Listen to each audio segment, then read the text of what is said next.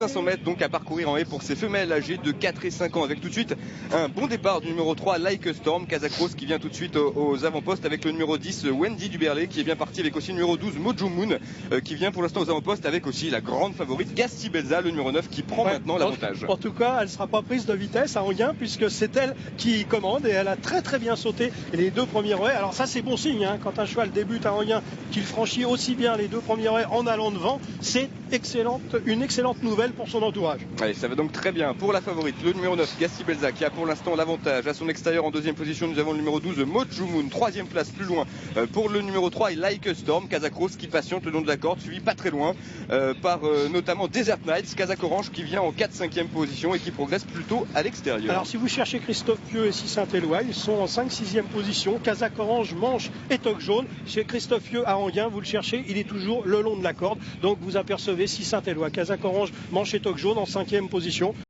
Ça va pas mal non plus, mais en attendant, Gasti Belza nous sur le terrain, Vincent.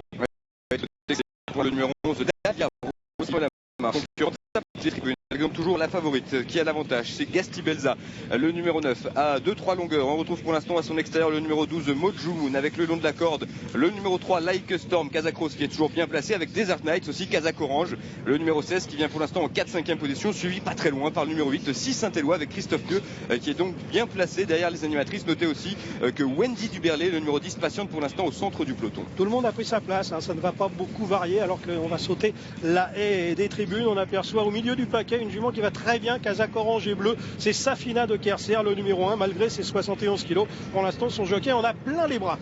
Et notez qu'à l'arrière-garde, on retrouve pour l'instant le numéro 7 Topling qui patiente à l'arrière-garde, mais ça c'est sa tactique de course préférée. C'est une pouliche qui aime attendre, donc pour attendre il faut avoir une course suffisamment sélective pour avoir le temps de revenir de l'arrière-garde. Or je trouve qu'on va quand même à une allure assez régulière et que les attentistes auront le temps de revenir. Oui, une allure toujours régulière donc sous l'impulsion de la favorite, le numéro 9 Gasti Belza. À son extérieur en deuxième position nous retrouvons le numéro 12 Mojo Moon avec le long de la corde en troisième position, le numéro 3 Like a Storm qui patiente, avec aussi pas très loin le numéro 15 Valadam, Casac Bleu Ciel qui s'est maintenant rapproché le long de la corde avec Nathalie de Souter. Et 6 Saint-Éloi et Christophe Pieux sont tout prêts, hein. Casac Orange, Manche et Toc Jaune, 4e position. Pour l'instant Christophe n'a pas bougé et il est venu se mettre dans le sillage immédiat de Gasti Belza parce qu'il ne voudrait pas que la pouliche de Marcel Roland démarre sous son nez.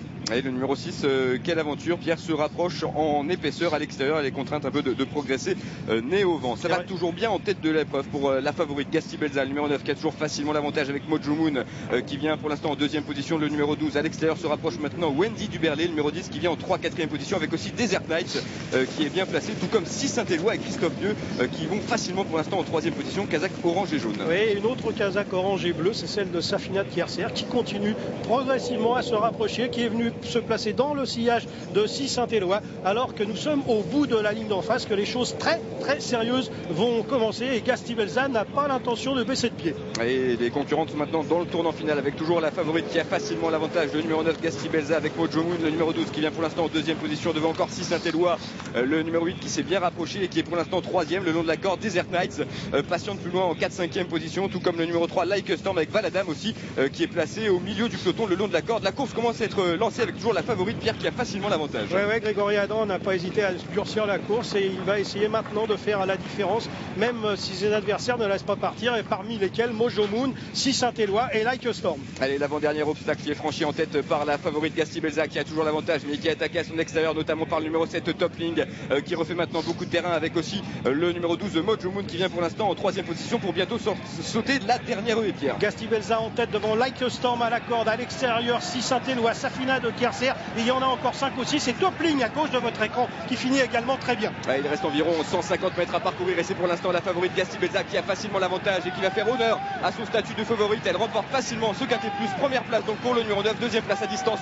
pour le numéro 3, troisième place pour le numéro qui a bien fini. Il s'agit de le numéro 8, 6 Saint-Éloi qui se comporte très bien avec le numéro 5 de Kerser. Pas de problème en tout cas pour la favorite qui a fait une véritable démonstration. À la manière d'effort, hein, on prend la tête et on ne s'occupe pas de ses adversaires, on les cloue sur place au moment du démarrage et on s'impose sans coup férir devant le numéro 3, Like a Storm, une véritable spécialiste de l'hippodrome d'Anguin. Le 7 Top Ligne a bien confirmé l'impression qu'elle m'avait laissé en dernier lieu en prenant la 3e place. Le 8, Si Saint-Éloi, n'a pas démérité finalement. Et chapeau pour le numéro 1, Safina de Kerser, car 71 kilos pour une femelle de 4 ans, il faut le faire, même si on termine 5e, chapeau bas. On se posait la question avant la course de savoir si Gasti Belza s'adapterait à la piste d'Anguin. Il n'y a pas eu de... On a la réponse, je peux vous la donner maintenant, Fabienne.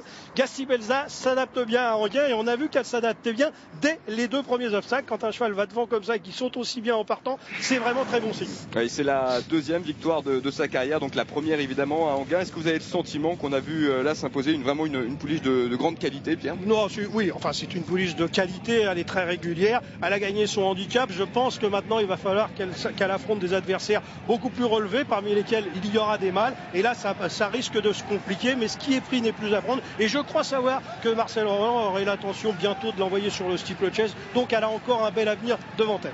Allez, on analyse ensemble les derniers mètres de course, peut-être des notes pour l'avenir. Bon comportement. Top ligne, très bien. Kazakh verte, toque verte, longtemps à l'arrière-garde, venu complètement à l'extérieur à Anguin, ce qui lui a fait faire beaucoup plus de chemin que ses adversaires. Ça ne l'a pas empêché de venir chercher une excellente 3e place. Une jument qui n'a pas énormément de métier, top ligne, et qui semble en fait, si on sait les choses sont déjà à leur maximum.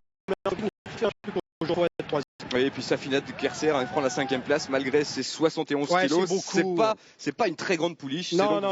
C'est beaucoup demandé à un cheval de porter 71 kilos, surtout une femelle de 4 ans. Alors c'est vrai qu'elle était à son poids, comme on dit dans le jargon hippique, mais ça n'empêche pas qu'elle avait ses 71 kilos à porter et que c'est difficile vis-à-vis d'adversaires comme Gasti Belza qui n'avait que 65 kilos. Vous vous rendez compte, 6 kilos d'écart, c'est énorme.